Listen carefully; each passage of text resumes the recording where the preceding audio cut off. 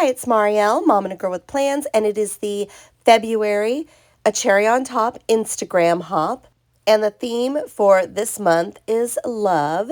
And I saw this cutie pie paper from American Crafts and really loved it. I thought it would be perfect for the theme. I just liked it because it was really bright and fun, just kind of different. And it has a bunch of coordinating patterns.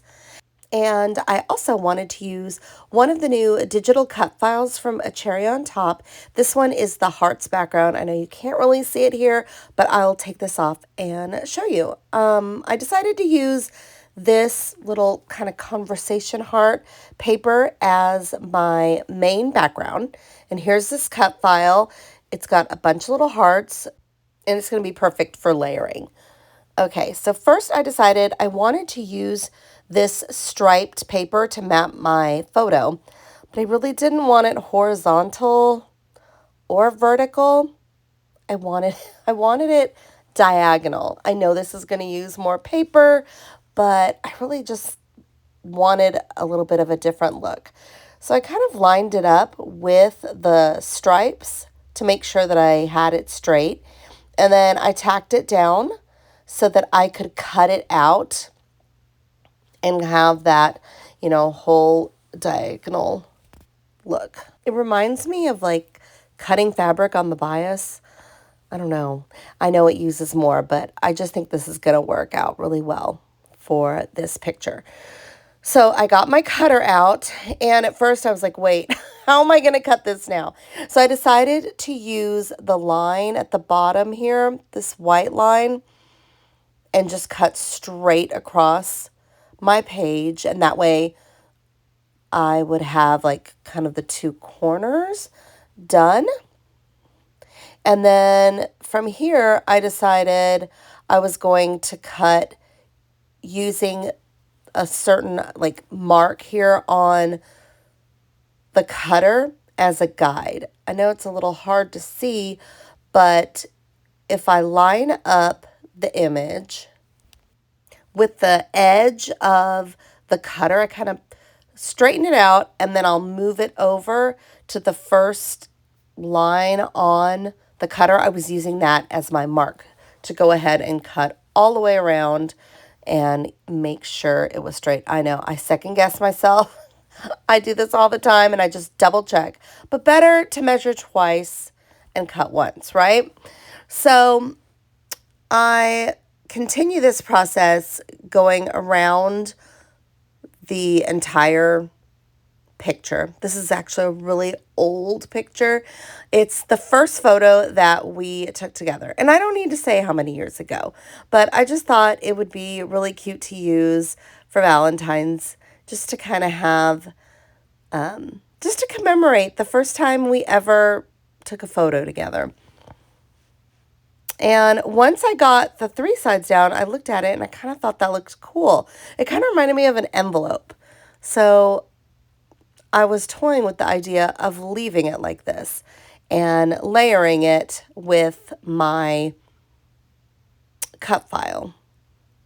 So I kind of put that together and look at it, and I realized that my cut file for kind of where I want this on the page is a little bit too big. So this is one of the reasons I really think it's important to play around with your things instead of just gluing them down, because sometimes the sizing didn't work like I thought it would. So I just grabbed some scissors, and it was really easy to snip off the excess on this background. Had I known that it was going to need to be smaller, I would have just done this in the Cricut and made it the size I needed, but I didn't know. So I went ahead and just kind of snipped this, and I can keep this row of, two hearts to use for a future project. All right, I'm almost done getting this out. So close. It's always, I just wanted to make sure I got that last little snip at the perfect angle so that the hearts kind of maintained their integrity, I guess. That sounds so formal. I was just trying to cut it out. Okay, so I was going to save that piece for later, and I kind of just visualize it going under here, and it's just a little too busy, and there's not enough separation from the background to those hearts. So I grabbed another piece of pattern paper, this plaid one, and I think that makes those hearts pop off a little bit more. And I think it looks really good. Now I know that the background has all of these kind of like die cuts, or journaling cards, accents. So I decided I'm going to take the ones off first that I know I'm going to use on this page so I don't accidentally use that for my plaid background. Sometimes having the double-sided paper, it's like a blessing and a curse. I want to use all of both sides. So sometimes it's better just to get two. I decided I'm going to cut out, I really liked this one that said the perfect pair, or we're the perfect pair.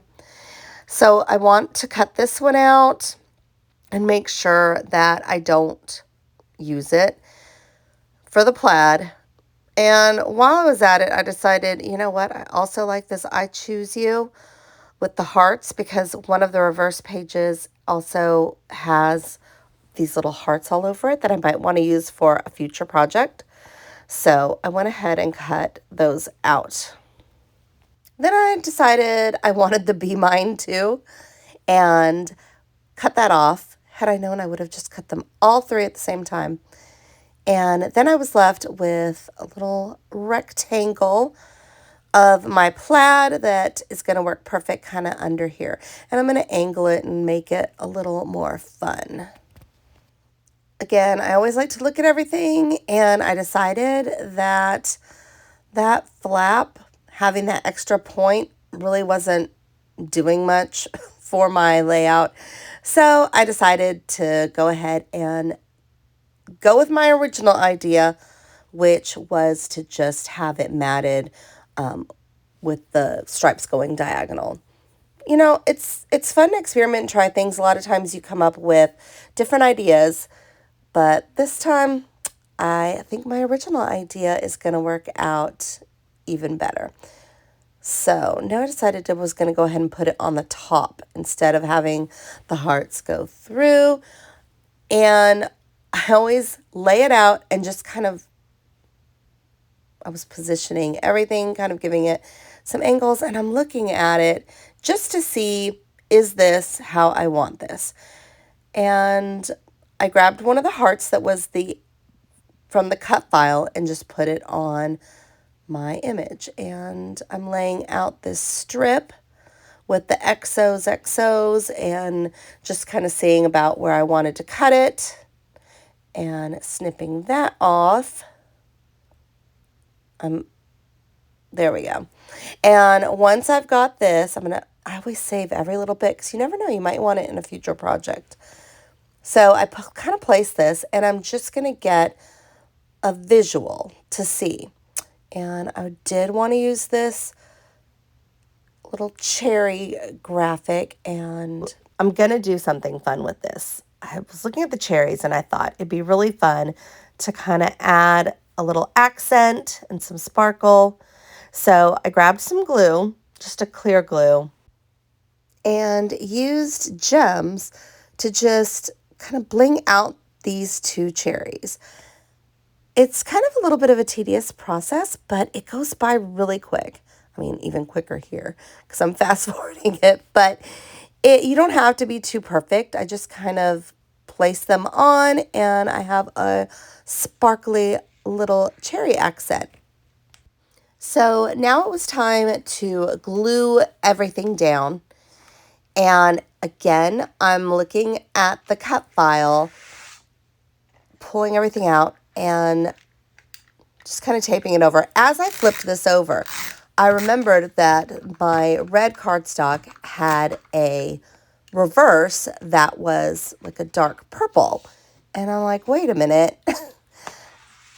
I'm placing down the plaid and thinking, I wonder if that purple would pop even more on my image. And I really liked this even better than the red because it really just shows off the cut a little bit more on my graphic. So I went ahead and glued it down on the purple side. So again, a happy accident. And then I glued down my image. I always do kind of everything with replacing it, and I don't do this every time, but this time I placed everything before I glued it all down just to make sure everything was where I wanted. And I added my little cherry sparkle back. I wasn't sure which angle I was going to do, and I kind of toyed around with it for a little bit and put that back just tucked under.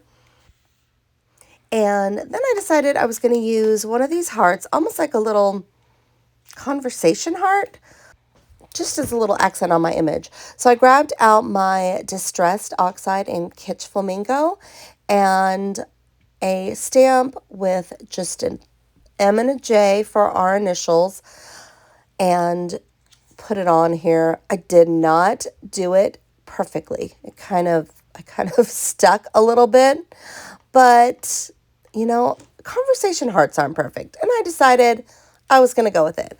I really wanted to have like a plus sign in the middle, but I didn't have a plus stamp. So I used the straight line and just made it into a plus. Again, it's not perfect, but you know, like I said, conversation hearts aren't perfect either. So I feel like it just kind of works and adds just some fun to the image. Everything doesn't have to be perfect. I mean, it adds character, right? So it's all good. So I used like a pop dot and just put that heart right on the image. And then I cut out these strips from the paper. And again, as I was putting them down, I noticed that this one, they've got a yellow plaid on the back. And I really wanted to use that to bring a new color and some more pattern into it. So I just kind of stacked 3 of them, and 1 with the phrase and 2 with patterns, and just flared them out and decided, almost like a little ribbon, to put that on the page just for another texture and accent. And I really liked the love of my life message because he is. And so here all I'm doing is just using some glue to put those down. And I wanted to kind of have the 2 patterns at an angle underneath the messaging. So I've got those kind of angled there. Make sure I don't cover up the words on my "We're the Perfect Pair."